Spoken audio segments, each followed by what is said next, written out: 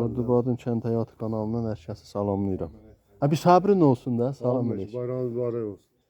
Bu da bizim qardaşımız deyib. Bu ilə yumurta qırışacaq, görək hansımızın şansı var. Bax, bu yumurta boyaq otu ilə boyanıb. Dur. Təbii boyalardır. Bax, bu sarı nar qabığıdır, bu da soğan qabığı.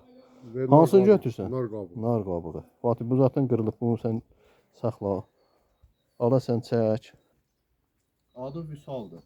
Vələver kəndindandır. Görək Vələver qazanacaq ya mənə. Mən vurum. Ya Allah, sən yaşda böyüksən də. Getdi ne? Ay, dədə.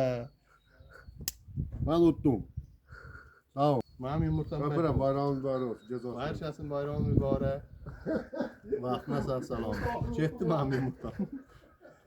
Yumurtamı utdu, qaçır. Qaçma. Vələverdən gəldi, vənətdiyim yumurtasını utdu. Vələver bizdən yuxarıdakı kənddir. Satırıq loteriya. Bugün Novruz loteriyasıdır. Novruz bayramının loteriyası oynanacaq.